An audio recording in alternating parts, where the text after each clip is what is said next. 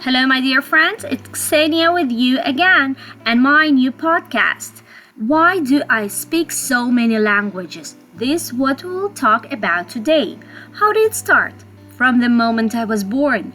The world was bilingual for me already. From the birth, I spoke Ukrainian and Russian. I was born in Germany, in the eastern part, next to Berlin, in Potsdam.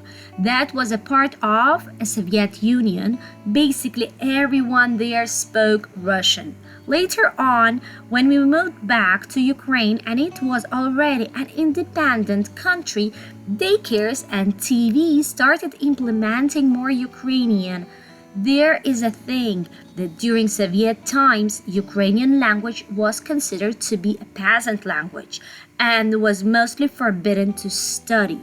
So it was basically everywhere just Russian. Anyways, independence changed it, and it was a crucial kick for many people. Still left many Russian schools, but now with Ukrainian lessons. That came for my generation. When I was 4, I went to an English school. Later, in primary school, I had English daily 2 hours, Russian language and literature, and also Ukrainian language and literature, but all subjects were just in Russian, while TV was already mostly in Ukrainian. During my first grade, I was also traveling to England and living in English families to survive. Something like this was those basics of English that I already had. When I was 8, my parents decided to send me to Spain to live and survive the same way. There, I started catching up Spanish. And no one knew that from that moment, Spain will become my second home. I was traveling there for most of the times and living in a Spanish family who became my family for real. And I was that Ukrainian girl who was a freak everywhere, believe me.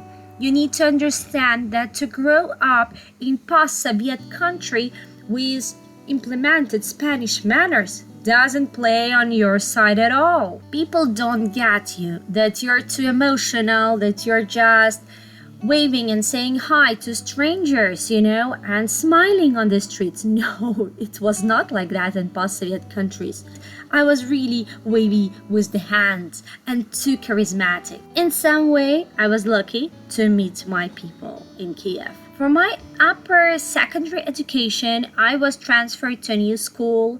It was UNESCO associated school, and all my subjects were just in Ukrainian. That for me was brain trauma, you correct me. Because that time my level of Ukrainian was not great. Nowadays, I speak just Ukrainian. A huge influence was my grandpa, who was a journalist and my professor of political science in the university. All high educational institutions taught in Ukrainian after 1991, becoming an independent country. When I was around my 20s, I promised to my dear friend to come to visit her in Germany, so I decided to study German. It was the best way to spend more time with her there.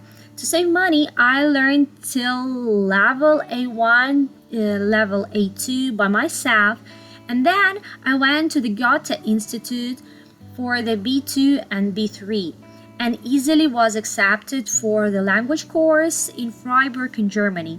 It took me 1 year to master my language. After that, I took even level C1 and C2 to pass exams to go to study masters in Germany. But my dad needed help in his business, so I stayed in Ukraine. Later, I discovered my love in French movies and desire to watch it just in an original way. So I went to study French. It was very easy for me because I already spoke Spanish on the native level and it's the same basics of the grammar, And my brain was very flexible that time. One thing I really regret that I never pursued further with that, and my German and French just got lost in the time.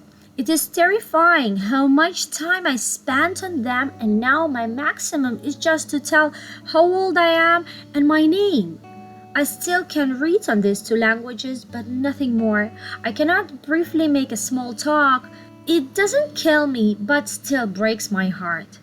Dear listeners, in the second part of my podcast, I will tell you about Brazil and my Portuguese, and of course, how did I survive 3 years on China? For now, I want to tell you that a brain is a muscle. You need always train it for never to lose the gotten knowledge. Always train yourself, sing songs and read the lyrics. Learn little poems for not to lose this ability. There is no thing like you are just talented, just only if you master your skill. Thank you everyone, it was Xenia with you, and subscribe on my channel, Xenia Semeno Alive. Have a great day, bye!